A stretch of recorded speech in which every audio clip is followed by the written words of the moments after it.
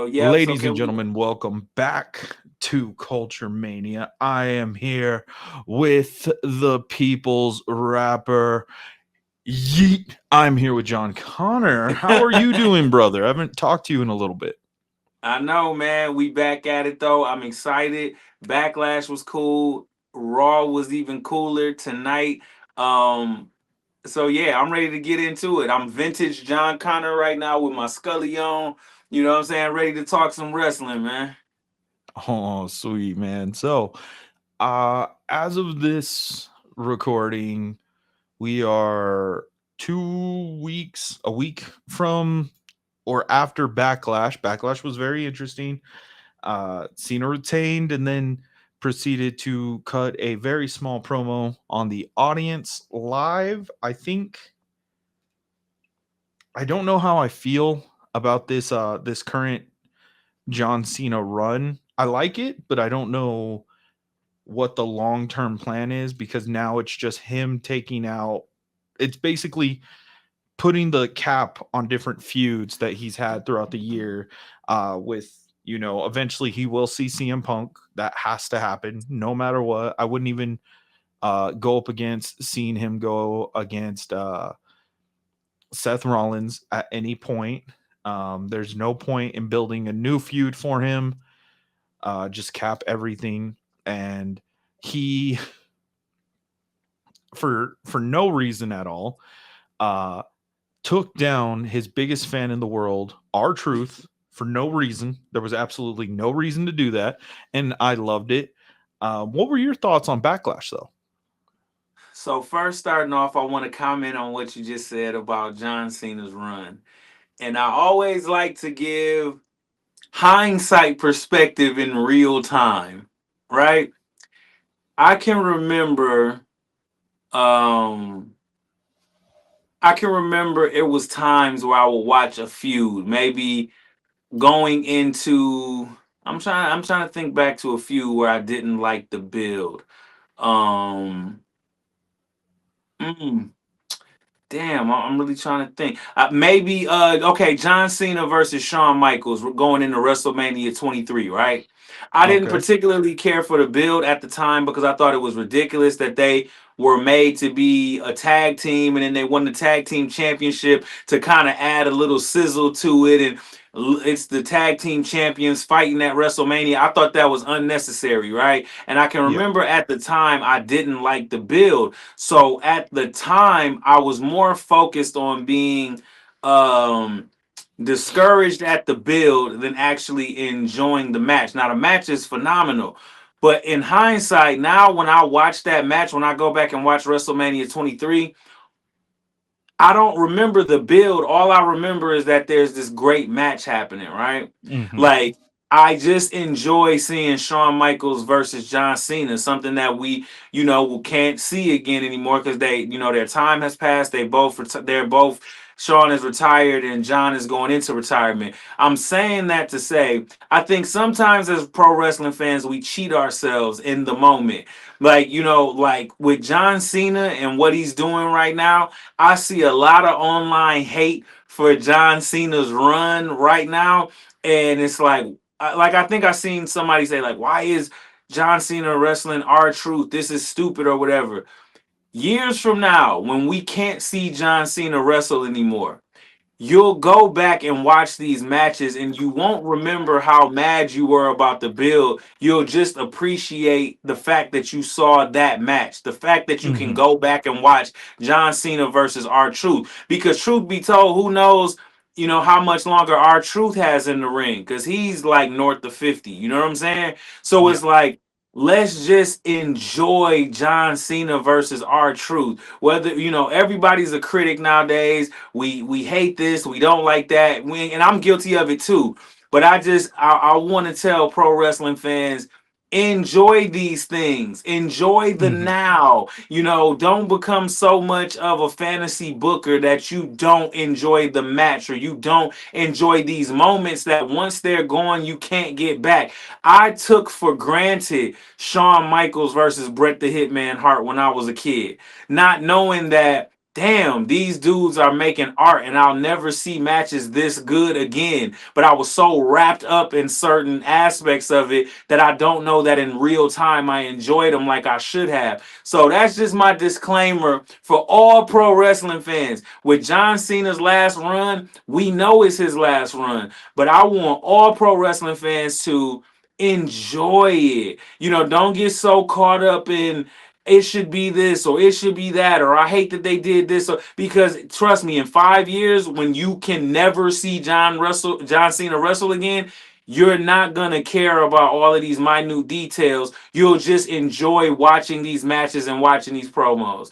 So Backlash though, I just wanted to comment on that because you know what I'm saying we started off talking about John Cena, but Backlash I enjoyed Backlash. I did. I thought I actually text you a couple times during Yeah, Backlash.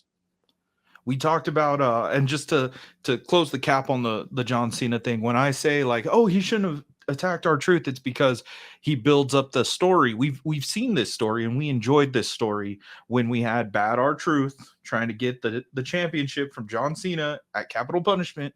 And so now it is that Marvel-esque storytelling where we have to close up this section. We have to get ready and we don't know what is after that. But yes, you did text me.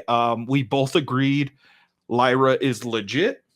We Yes. got to give Lyra her respect a little bit because she did Yes. put on a match that arguably was one of the better women's matches we've seen in a while. It blew out it definitely has blown out a few other women's matches. I would go as far, unfortunately, because I love uh, all of Tiffany Stratton's gimmick.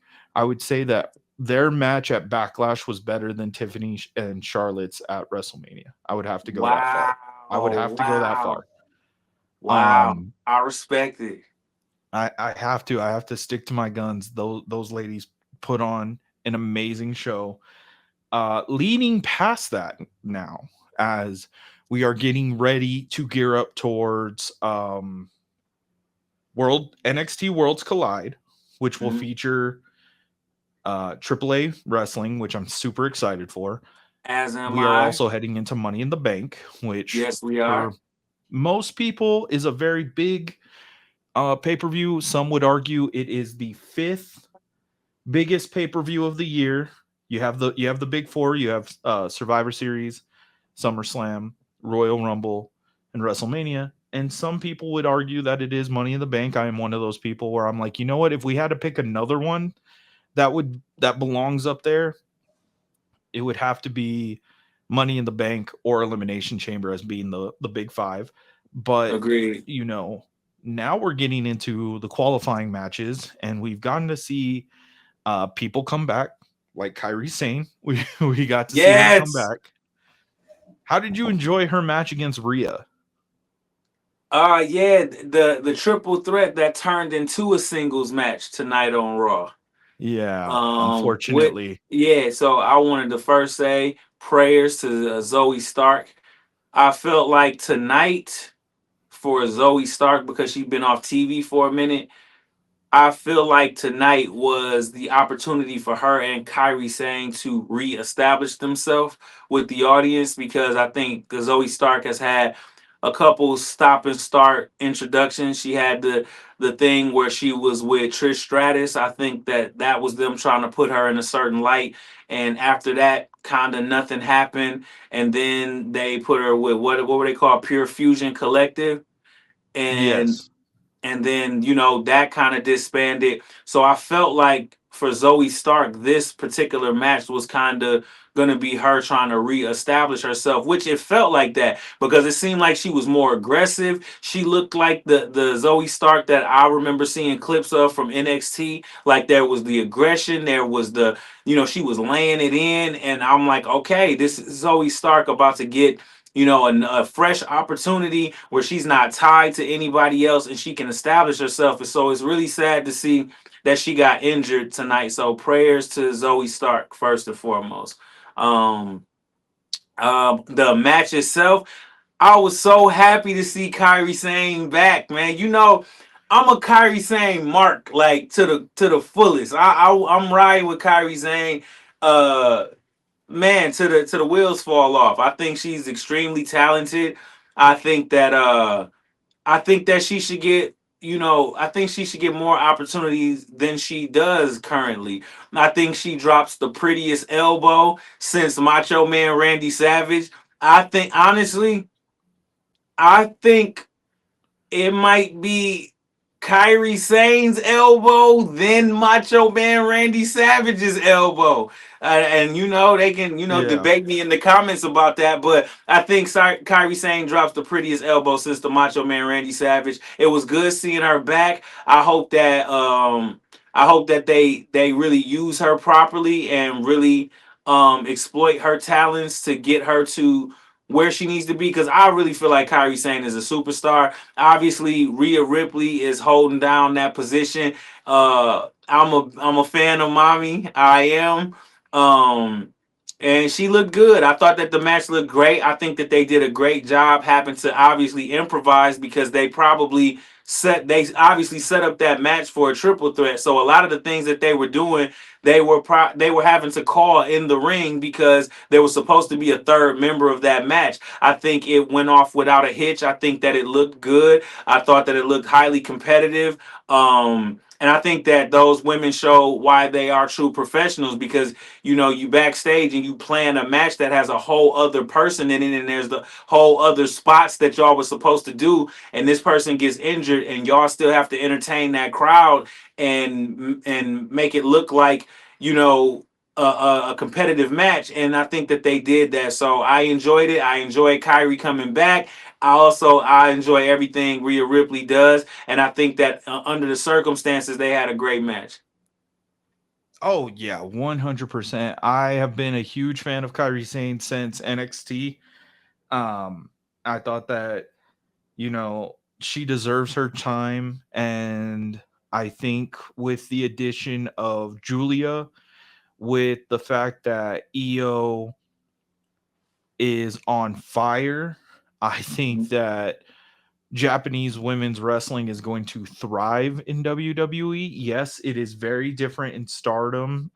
Don't kill me in the comments, but I think these women can hold it down here in the States and, make it enjoyable, make it a spectacle where it's the same as lucha. When you see lucha, everybody gets super excited. Everybody's like, "Oh my god, they're doing this!" The same way with Japanese wrestlers. It's gonna be fun. I'm thrilled that she's back. I think that uh, they need to keep her, Asuka, Io, and Julia away from each other. Like, feuds are okay. No team, no faction, no nothing. Let these women, thrive on their own. If at one point in time we have all four holding separate singles titles, I probably will cry. But as of right now, let them just thrive on their own. Let them have fun. We got to see Roxanne be officially called up to the Raw roster. I'm super excited. Love Roxanne Perez. I think that this is a very good movement in her career. I mean, overall, I have followed her back when she was Roxy. Now she's Roxanne Perez. She's killing it in WWE. She's having a great time. She is, over the moon. Fans love her. People adore her in the Hispanic culture. So I think that overall it's going to be great for her. Julia's on SmackDown. Overall, though, for like tonight, I don't know how I'm gonna feel. I know that Logan Paul, and I'm gonna pivot here. I know Logan Paul and Jey Uso are going to have a banger of a Saturday night main event match, Agreed. but also I don't like the fact that now we had to throw Gunther in there. And I get it. Logistically, I get it. But they're teasing too much of making him a babyface. They're teasing too much of making him likable. And You know at what? this I point, thought that tonight. yeah. And at this point, I'm like, if you're not good, you're definitely not going to pull it because Jay is loved by everybody in the WWE universe. So why are we teasing it so close? But other than that, it, it's been a good time in wrestling for the WWE. I have to say Mhm. that. I 110% agree. Like I thought that tonight when I was watching Raw, I'm like, is Gunther a babyface? Like, it's like, is that what we doing? Like, but I think we would call I think we would call Gunther a tweener. I think that Hmm. he could be either or, kind of like 1996 Psycho Sid. I think Hmm. that he could be a tweener. Like he's either or. I love the backstage segment with Seth Rollins and Gunther. I did. I loved how he told him, I want to smoke with you. You know what I'm saying? I can't wait to get I can't wait. I hope like I hope I do see you down the road. So I love that. I think Gunther has in a different way, but I hope people understand what I mean. Where like Gunther could be in a very uh Stone Cold Steve Austin esque, anti hero esque, not trying to be a baby face, but is a baby face just because of how much of a tough guy he is and how he don't take no shit. And I think that when you saw him like square off verbally with Seth Rollins and with Logan Paul, I think we saw that. Like he doesn't have to change anything about what he does for people to cheer him. And if you put him in front of the right people, you almost like you can't wait for Gunther to chop the shit out of Logan Paul. Hmm. You can't, you know what I'm saying? It's like it's just something in you that makes you want to cheer for Gunther in that situation because of how much of our respect he's earned from being just phenomenal just a phenomenal pro wrestler, like, you know what I mean? So just from how his style is, and just who the Gunther character has established himself to be, I think that it could go either way. I think that if he does become a babyface, like I said, I liken it to a Stone Cold Steve Austin, where it's not going to be like he's got to go out there and do the Jey Uso and grab babies and all of Yeah. that. It's just going to be you respect Gunther and what he's done so much that when you put him in front of certain people, you naturally are going to cheer for Gunther. So I thought that was interesting tonight. Yeah, I thought that was interesting. I'm a Gunther guy, so whether he's a on screen heel or babyface, I'm rooting for him either way. It'll it'll almost turn into, because they all three of these men that I'm or yes, all three of these men that I'm about to say all have a similar aura, just different ways when they're baby faces. It's gonna feel like Sheamus, it's gonna feel like Drew. That's what Gunther's gonna feel like. You're gonna have these big guys come out, they're gonna say something smart because they can. The people are gonna go crazy. And it always happens, and it fits because they put on possibly one of the best triple threats I've ever seen back when WrestleMania was in Hollywood. So Mhm. it's going to be similar like that when he finally, becomes a baby face and people aren't mad when he comes out. They're excited. Um, it's going to be awesome overall. And I can't wait for that. I just think that that they may be trying to pull it too close. Um, it also doesn't help that it feels like the WWE calendar has an event every weekend at this point. Right. It feels It's like that. stressful. It is scary because I'm like, man, what did I miss? I thought Saturday night's main event wasn't even until next month, and then when they said, "Oh yeah, it's Saturday," I'm like, "Oh crap." Okay. Bro, let me tell you a story, right? So I was at a SummerSlam in LA, and a friend of mine was doing business with some people at WWE. So Yeah. he was like, hey, you want to go meet him? So I went into the suite with these like WWE execs and shit. And I remember at the time, and this was at the time when they had just started having like what seems like a pay per view every 2 weeks or whatever the case may Mm-hmm. be.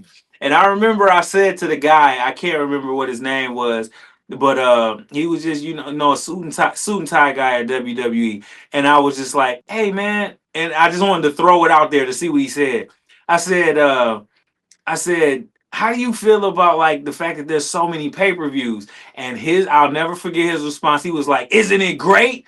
Isn't it great? It's like every week now. And I'm like, wow. So to me, it was like that's the feeling inside of the company that they feel like this is good. And they don't realize that that can cause fatigue as a viewer.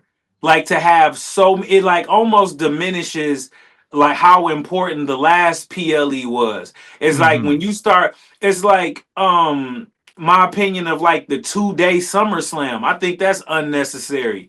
Like That's wild. you feel me? WrestleMania is WrestleMania. It's your Super Bowl, so that makes sense. You know what I'm saying? That you would want to have this grand event that's 2 days long because it's your Super Bowl, it's your NBA Finals, it's the event, that your marquee event.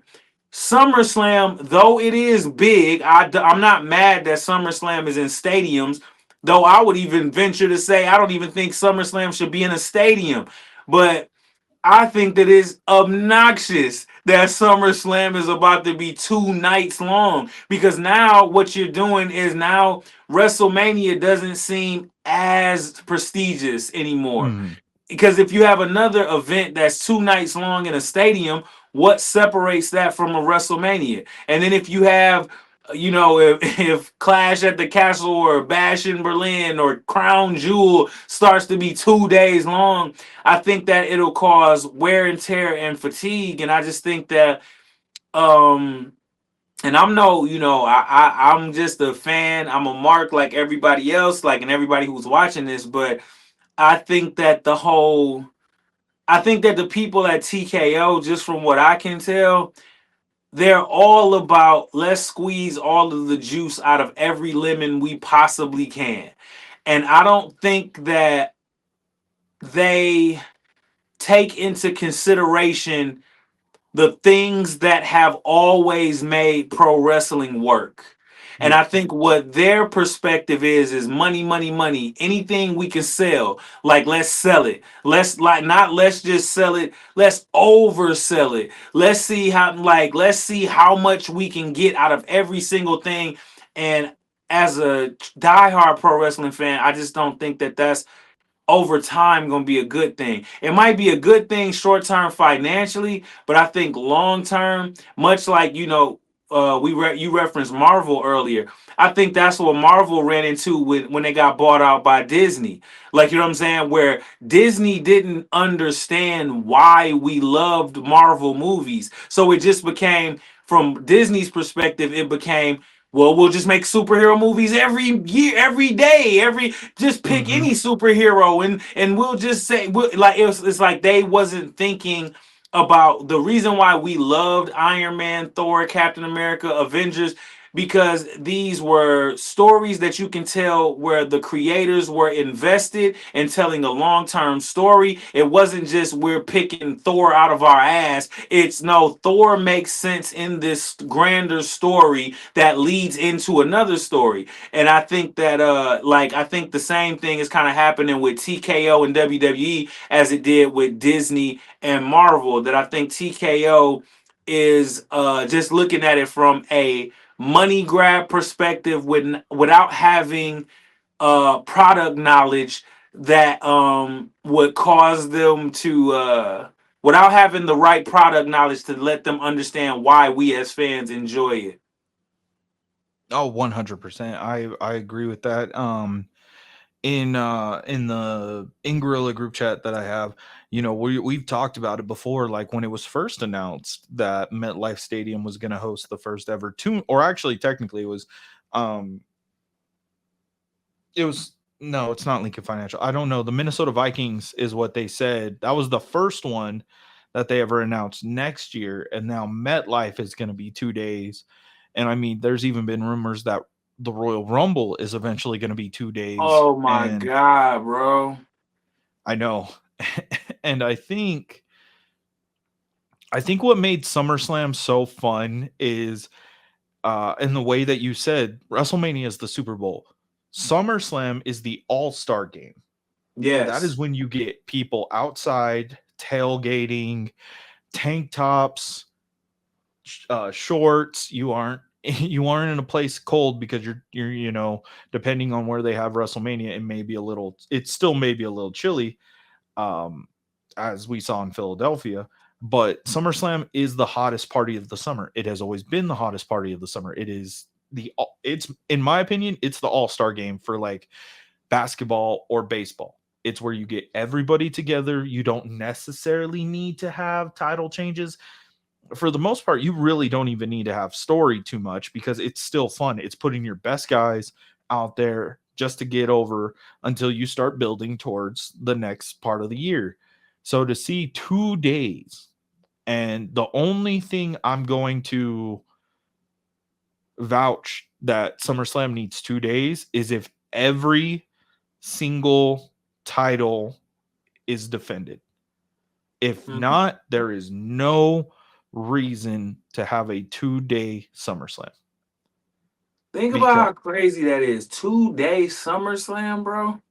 I Like, know. and I grew up, I'm an 80s baby. So I can remember, okay, when SummerSlam, when each WWE pay per view was 3 hours, how did it get to the point where you to tell the story, you need 2 days and each day is 4 hours? Like, I don't know, Yeah. man. I don't know. I think I just hope that they don't run into fatigue, and I think that that's what they're on a fast track to. You, how can you? That's a lot of wrestling to watch, bro. Like Monday Night Raw is 2.5 hours, Hmm. then NXT. Then if you Yes. watch AEW, then that's more wrestling on Wednesday with Dynamite. Then on Friday you got a 3 hour SmackDown. Yes. Then randomly you got these 2.5 hour Saturday nights main events. Then every other week it's a Backlash, Money in the Bank, Crown Jewel. Like, like, bro, this is getting out of hand, bro. And I remember growing up where, and maybe it was because I was little, but it felt like a slow crawl getting to a pay per view. Yes, it It did. And felt I like missed that. oh, the pay per view is so far away. We still have weeks of story, even a month or a half, depending on which part of the year we're on, to build. And now that's only for WrestleMania, where we have a month and a half. Everything else is about 3 weeks. And I remember the pivot because I believe it was 2016, um, when we started cutting down from having the month long story build. We started getting a little. They started playing with it where you know, VKM was throwing in an event here or something like that. And, that's when we started getting the Saudi stuff too. And we're like, okay, 3 weeks to build, this main event for a Saudi pay per view. Okay, well, it kind of fits. And then we go back to 4 weeks. And then Saudi Arabia had to have two pay per views a year. And we're like, okay, well, we're starting to get a little bit more pay per views, but nothing too bad. And now it's starting to get to, okay, um, and even having uh, worlds collide in the same building the same day, at that point, I'd just fall asleep in my chair. At that point, I wouldn't move at all. There's no there. I'd be telling security, I'm gonna be here in a few hours anyway. Just let me take a nap. I'll close my eyes. It's fine. Facts. Facts, man. You know what? Is something interesting popped into my head as I was listening to you. You know what I think maybe we lose sight of, though? What? That pro wrestling is a live event business. Mm-hmm. And we're speaking on it from the perspective of watching it on television.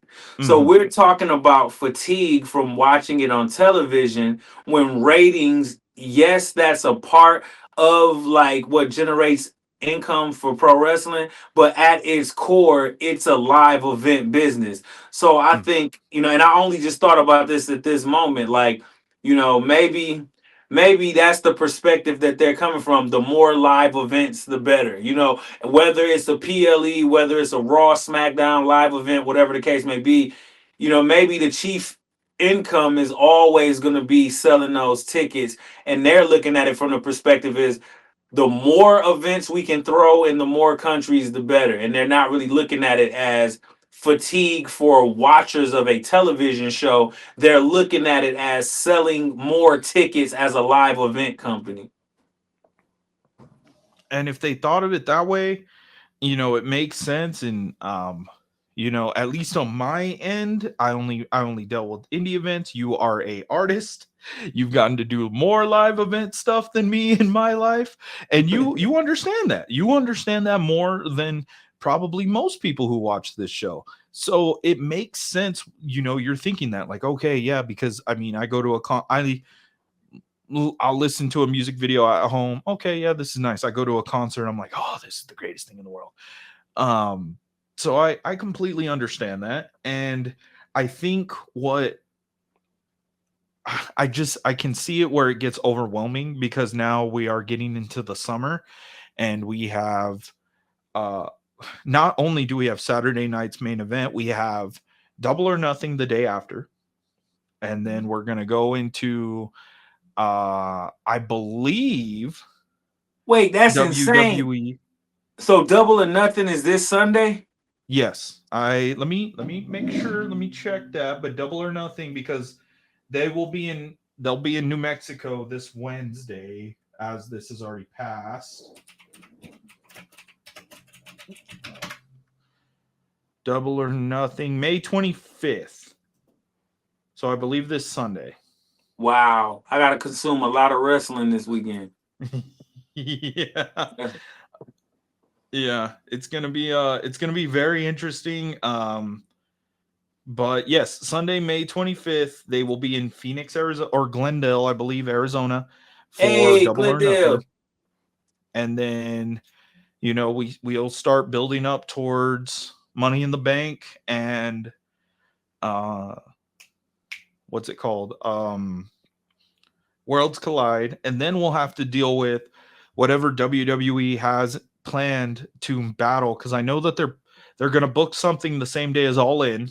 I've heard the rumors going on around that, so we'll have to choose between All In and whatever WWE has. So it's just getting to that point where it's the summer now, and they are planning everything, and we are going to get that fatigue. And normally, old me would be like, well, I'll have one on one monitor, one on another. I'm not doing that anymore. I'll just catch up on whichever one I miss. Right, Um, right.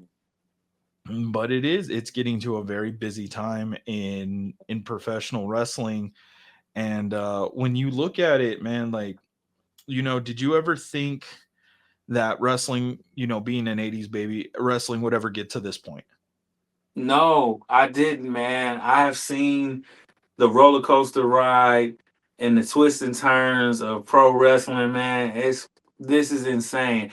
As a lifer, as a pro wrestling fan, um, I'm proud of where pro wrestling has gotten to.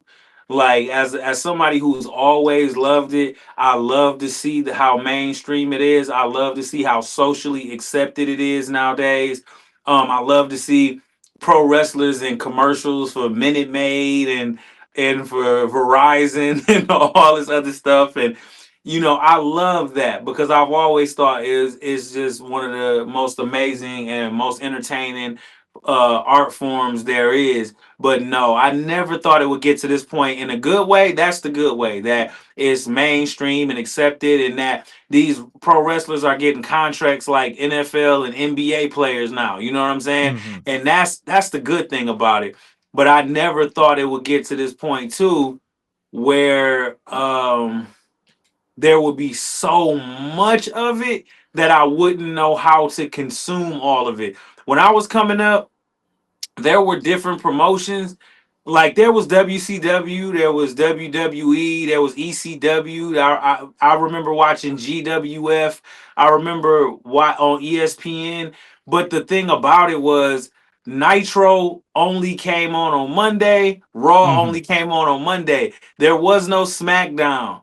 There Mm-hmm. was no like this is before WCW had Thunder. Like literally, there was the two flagship shows, and then the shows that came on Saturday morning were like recap shows. You know what I'm saying? Like they were just Mm-hmm. showing you what happened on Raw. Or you might have had a show like WWE Superstars that was like just an hour show. It was very digestible, is the point that I'm getting at. Is that even with so many promotions back in the day, it was more digestible. It wasn't so many pay-per-views, it wasn't so many one-offs, it wasn't everything meant something, I think, too, is the point that I'm getting to. So I hope that we don't get so much wrestling that these things start to lose its importance and value. Because, like you said, back in the day, you might have them both on different television sets, but now it's like, I'll catch it later. You know, it's almost like you're losing that you losing the feeling of feeling like everything is a must see. Like, you know what I'm saying? And I Mm-hmm. think back in the day, everything felt like it was must see. I can't miss Raw. I can't miss the pay per view or PLE. I can't miss these things. Now it's becoming like, I could stand to miss it. It'll be on YouTube later. I could miss Yeah. this one. I'll catch the next one. So I just hope that wrestling doesn't lose that sense of as a fan feeling like there's an urgency to watch these things.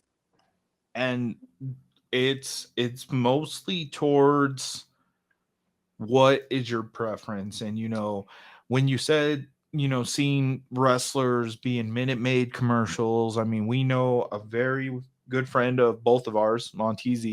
His partner in crime, Swerve, has been throwing first pitches for the Rangers and other minor league teams and doing all sorts of stuff, promoting All In. And so now it gets to the point where it is very cool to watch wrestling, but I feel like it's getting that urgency for the new fans, because like us, it's gonna reach fatigue, and I don't want it to. I really don't. I enjoy sitting down. I enjoy talking with my girlfriend and being like, all right, yeah, this is this match. And the one thing I do love about going back to the John Cena thing is, if he does hit his old feuds, I get to teach her about that. I got to teach her Yes. about him and Randy. I got to teach her about our truth, completely not knowing where he was, leading up to Capital Punishment. And so it's going to be those things that where we're reminiscing more, because it's turning into a different type of business as of right now. And I'll see it on the indies where I'm like, oh, this is different than what it was a year ago, and it's kind of cool. And then it's also kind of like, oh, okay, we have to adjust with the times. um Really? What are you noticing on the indies that's changing? a lot of people think that they can do production without knowing how to do production. Ah, So a lot of people, well, for one, you have people that are trying harder because of things like WWEID, or the fact that AEW will book you for the squash match or anything like that. But it is, everybody has focused so much more on production, and they're hiring people that don't necessarily know what they're doing.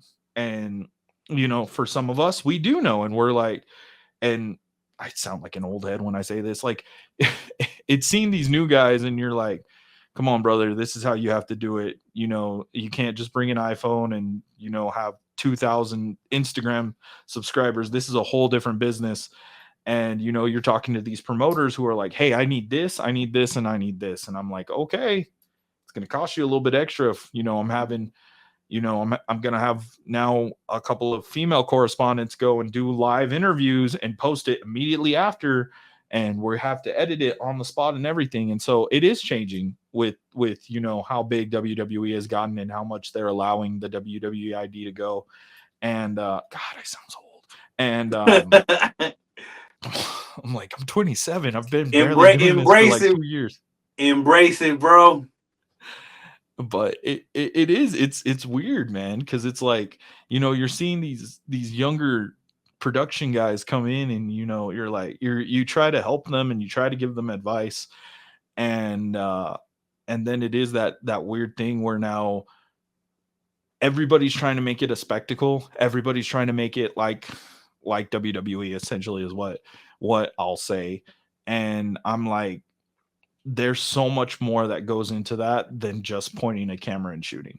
There's so Right. much more that goes into it than, you know, having this guy go over than this. And that's how the indies are essentially changing. And it's gonna keep being weird, and I'm gonna have to get used to it. But I kind of like this episode. We're just venting about how wrestling's different. Yes, man. Yeah, yeah. Just two wrestling fans venting our thoughts, man. Yeah, it is. It's going to be something unique, and um, and that's kind of where everything shifted was the moment that was created. WWID, and the moment that was created, it was kind of like I've been really stuck on watching them lately. The Final Destination movies. It's like you felt the rush of the villain. You felt the premonition. I was just like, oh, things are going to immediately change once those letters came out, and they did, and they have. Um, going into this, and now I'm sure you've dealt with it though, because you're an artist. I'm sure you've dealt with this every year it's probably different. Yeah. Just far as what music. Hmm. Yeah, man. But you know what? I can um I can apply this to, I think, anything, whatever your craft is. I stay true to the craft itself, and I don't change what I do based on what's seemingly the trend at the time. And Hmm. I think like a wrestler like Gunther, right? Hmm. He really is like a throwback to, he could fit into the old school Ric Flair versus Dusty Rhodes NWA generation. He could fit into the Attitude Era. Why? Because his gimmick, like, you know what I'm saying, is just that he's a pro wrestler, the foreign tough guy who don't take no shit. That's never gonna get old. Like, you know what I'm saying? And for me as a musician, it's like, right, the industry itself and the way, people are making music and the trends people are hopping on, that's always gonna change. But I'm always gonna stay true to me. And I think there'll always be an audience for staying authentic to the craft and authentic to yourself. You know what I mean? So I think that that's why just like certain artists, certain actors, certain musicians and athletes and pro wrestlers, I think just like CM Punk, I think that CM Punk is the same CM Punk today as he was in 2011 when he dropped the pipe bomb. You know what I'm saying? Hmm. It's like no matter how pro wrestling itself may change, he's being authentically CM Punk and staying true to the craft and staying true to himself. He's not changing based on what, like, I don't like, it's like oh man, like, cause I don't want to shit on nobody. So well, I won't say what I was gonna say, but I'll just say if you stay authentic and true to the craft itself, then whatever it is that you do will always be timeless. You know what I mean? So I hope that, there are more people that take Gunther's approach to pro wrestling, which is figure out who you are, stay true to yourself, go be a student of the game. Like, you know what I'm saying? Go watch old wrestling. I think, man, I still listen to old hip hop, like, to inspire me. You know what I mean? Because that type of shit never gets old. And I think it translates to anything. If you're an actor, go study old actors, you know what I'm saying? And study the things that they did and how they approached the craft. So that no matter how the industry itself changes, that that timeless thing that makes people special, that will never get old. You know what I mean? The People's Rapper, ladies and gentlemen, go check out episode 2 of the Connor Culture podcast. I loved episode 1. I will say that I love your crew, man, that you guys have Thank for that, and you. you can Oh listen to man, more thank you. stories. Oh man, thank you, man. I appreciate you for watching it, man. Yes, yes, the Counterculture Podcast, episode 2. By the time this comes out, it will be out now. So yeah, I absolutely. Go watch it. I enjoyed it. I was like, oh, I wonder what this is, what the style is going to be. And I like the crew that you assembled for that. That was a pretty good crew for that show. So I'm very interested to see where you guys go in the future with this. Yeah, oh man. Shouts to G Money, L Boogie, and JA, man. Yes, indeed. But yeah, man, Counterculture Podcast, we just gonna, continue to break down records and talk about what I was going through. The episode that just dropped, I think episode 2 is what happened to Vehicle City. And Vehicle City was the album that I was creating when I was signed to Interscope Aftermath Records. So it's a pretty cool episode. I do a deep dive of what was going on at that time. Oh, you've been very busy lately. It's so cool getting to see all of this and then text you and be like, oh yeah, yeah, this is awesome. I'm excited. Man, Um, it's my pleasure, man. as we begin to wrap up, we're heading into Saturday night's main event. We have a tag team match which features whatever this group is that Paul Heyman has Right. against CM Punk and Seth Rollins or Sami Zayn. We have a steel cage match between Drew McIntyre and Damian Priest. I'm very excited this is going to cause the feud to end. It's about time already. Both those Yes. men are going to be put into the draft, and I can't wait to see them split apart and go terrorize other people. We have Logan Paul versus Jey Uso, um, and then John Cena versus R Truth. What gets you excited about this Saturday night's main event? For one, since I am an 80s baby, just hearing the theme song for Saturday night's main event gets me excited, bro. So just every time that they have a Saturday night's main event, every time they bring it back, I get excited. But more specifically for this particular one, I know John Cena and R Truth is gonna be a comedic classic, and Mm-hmm. I can't wait to see it just for the sheer entertainment value of it. Um, I'm looking forward to Sami Zayn and Punk versus Braun Breaker and Seth Rollins. All four of those dudes are phenomenal. I enjoy all four of their work. So I'm looking forward to that match. Um, I enjoy Logan Paul, man. Like I enjoy his in-ring work. So I can't wait to see what happens in the match with him and Jey Uso. I think they should have a pretty dope match. Um, which would oh yeah, Drew and Damian Priest. I agree with you. I think I'm about ready for that feud to be over. I think that they've told the story that they came to tell. Um, and I'm a Drew McIntyre guy. I hope Damian Priest. I really hope he hits that stride soon. Like you know what I'm saying? Mm-hmm. Like that takes him to that next level. I think he on the cusp. You know what I'm saying? But I think he needs that feud, that star making feud. Like he's a star. So I should say superstar making feud, that household name making feud. Just like you brought up earlier, Gunther, Drew McIntyre, and Sheamus at WrestleMania 39. That match to me made Gunther a star. Mm-hmm. Like that was when I started to care about Gunther. Like, damn, I'm like this. I'm watching this dude. Just like at this past WrestleMania, Io Sky was always dope, but I think that the match with her, Bianca, and Rhea sent her into a different stratosphere now, as far as the way that people perceive Io Sky going forward. And I think that I hope that this cage match can be that match for Damian Priest that starts to take him in that direction to reaching that next stratosphere. So I'll give you my predictions. I got I got Braun Breaker and Seth Rollins somehow cheating to win the Mm-hmm. match with Zayn and Punk. I got Jey Uso beating Logan Paul.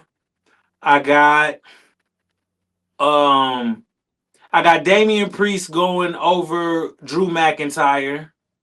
Okay. Um, what other match? Oh, I got Cena going over R Truth. Okay. And who else did I miss a match? No, that's 4, but I don't know the 5th one. It said it on. Let me see. Saturday night's main event. Saturday night's main event. Match card. Let me see real quick.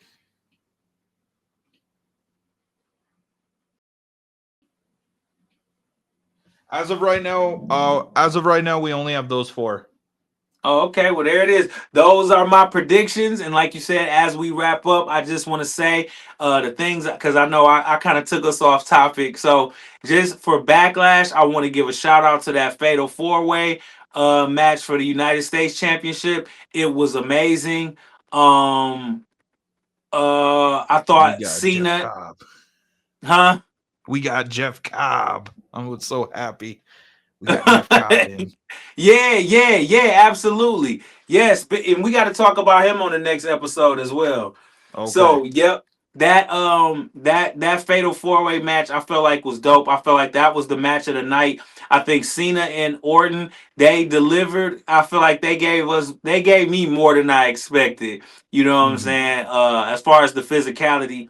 And so Backlash was dope. And then as far as Raw tonight, I think that the opening with Penta and AJ Styles versus JD McDonough and Finn Balor, I thought that match was a banger. I think that that match was so much of a banger that it kind of took the energy out of the arena for a while. It was a hard match to follow. I love Penta. I love where he going. Everything that AJ Styles does is pretty and looks smooth as hell. I'm trying to think of what else stood out to me from Raw.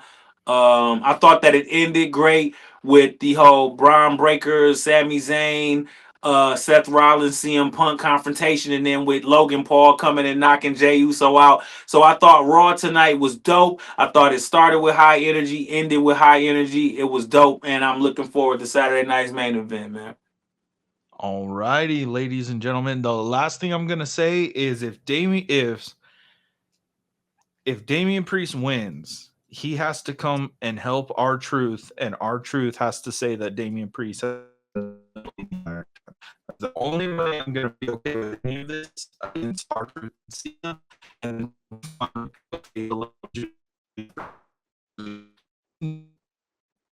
for watching Bro, this you episode of Culture Mania with the one, the only, Mr. Jon Connor.